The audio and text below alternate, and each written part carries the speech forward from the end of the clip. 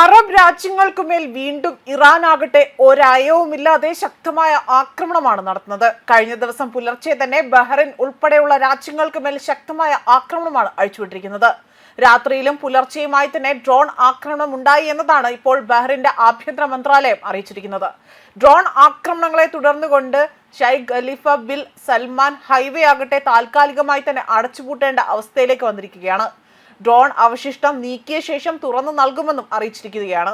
അതുപോലെ തന്നെ US-ഇസ്രായേൽ ആക്രമണങ്ങൾക്ക് പ്രതികാരമായി തന്നെ ഗൾഫ് രാജ്യങ്ങൾക്ക് അവിടെ ആക്രമണം നടത്താൻ ഇറാൻ ഇപ്പോഴും മുതിരുകയാണ്. UAE തലസ്ഥാനമായ അബുദാബിയിലെ പ്രത്യേക സാമ്പത്തിക മേഖലയായ കൊസാത്തിന് സമീപമാകട്ടെ ഇറാന്റെ മിസൈൽ വ്യോമ പ്രതിരോധ സംവിധാനങ്ങൾ തകർക്കുകയും ചെയ്തിട്ടുണ്ട്. എന്നാൽ തകർന്ന മിസൈലിന്റെ അവശിഷ്ടം വീണുകൊണ്ട് ഒരു കെട്ടിടത്തിന് കേടുപാടുകൾ പറ്റുകയാണ് ഉണ്ടായിരിക്കുന്നത്. അതേസമയം ആക്രമണത്തിൽ ആർക്കും പരിക്കേറ്റിട്ടില്ല എന്നതാണ് അബുദാബി മീഡിയ ഓഫീസ് അറിയിച്ചത്. കൊസാത്ത് സാമ്പത്തിക മേഖലയിൽ ശനിയാഴ്ചയുണ്ടായ ആക്രമണത്തിൽ 6 പേർക്ക് പരിക്കേൽക്കുകയും ചെയ്തതായിട്ടുള്ള വിവരങ്ങളാണ് പുറത്തു വന്നിരിക്കുന്നത്. അതേസമയം സൗദി അറേബ്യയിലെ കിഴക്കൻ മേഖലയിൽ ഡ്രോൺ മിസൈൽ ആക്രമണ ശ്രമങ്ങൾ ഉണ്ടായിട്ടുണ്ട്. ഇറാനിൽ നിന്നും ആക്രമണങ്ങൾ പരാജയപ്പെടുത്തി എന്നതാണ് സൗദി പ്രതിരോധ മന്ത്രാലയം അറിയിച്ചിരിക്കുന്നത്. അതേപോലെ തന്നെ കുവൈറ്റ് അന്താരാഷ്ട്ര വിമാനത്താവളത്തിലെ ഇന്ധന ടാങ്കിന് നേരെ വീണ്ടും ഇറാന്റെ ഡ്രോൺ ആക്രമണം കഴിഞ്ഞ ദിവസങ്ങളിൽ ഉണ്ടായി. സിവിൽ ഏവിയേഷൻ അതോറിറ്റിയാണ് ഇക്കാര്യം പുറത്തുവിട്ടിരിക്കുന്നത്. കുവൈറ്റ് ഏവിയേഷൻ കമ്പനി പ്രവർത്തിപ്പിക്കുന്ന ഇന്ധന ടാങ്കുകളെയാണ് ആക്രമണത്തിനായി തന്നെ ലക്ഷ്യമിട്ടത്.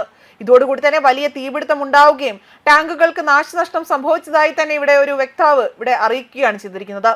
അടിയന്തര സംഘങ്ങൾ ഉടൻ തന്നെ സ്ഥലത്തെത്തി സാഹചര്യം നിയന്ത്രണ വിധേയമാക്കുകയും ചെയ്തു. പ്രാഥമിക റിപ്പോർട്ടുകൾ പ്രകാരം അവിടെ ആളപായം ഒന്നും തന്നെ ഇല്ല എന്നും വസ്തുനഷ്ടങ്ങൾ മാത്രമാണ് ഉണ്ടായിരിക്കുന്നത് എന്നതാണ് അധികൃതർ അറിയിച്ചിരിക്കുന്നത്. കഴിഞ്ഞ ദിവസം അവിടെ ദുബായ് തീരത്ത് കൊണ്ട് കുവൈറ്റിന്റെ ഓയിൽ ടാങ്കർ ആക്രമിക്കുകയും ചെയ്തു. കപ്പൽ ഉണ്ടായിരുന്ന 24 ജീവനക്കാരും സുരക്ഷിതരാണ് എന്നും ആക്രമിക്കപ്പെട്ടത് കുവൈറ്റിന്റെ കൂറ്റൻ ടാങ്ക് അൽ സലാമി എന്ന ക്രൂഡ് ഓയിൽ കപ്പലാണ്. തീരത്ത് അവിടെ കിടക്കുകയായിരുന്ന കപ്പലിന്റെ ഹോൾ അത് പൂർണ്ണമായും തകർക്കുകയും ചെയ്തിട്ടുണ്ട്.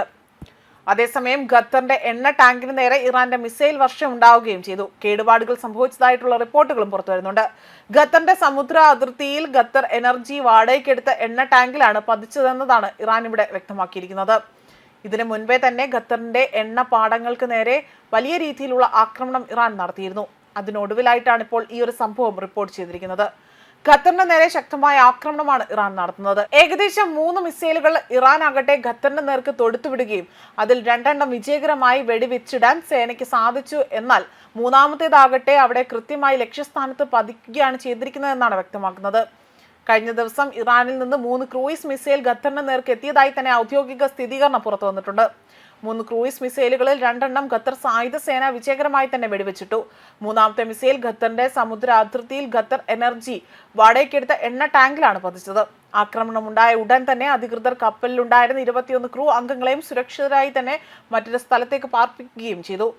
ന്യൂസ് ഡെസ്ക് കർമ്മ ന്യൂസ്.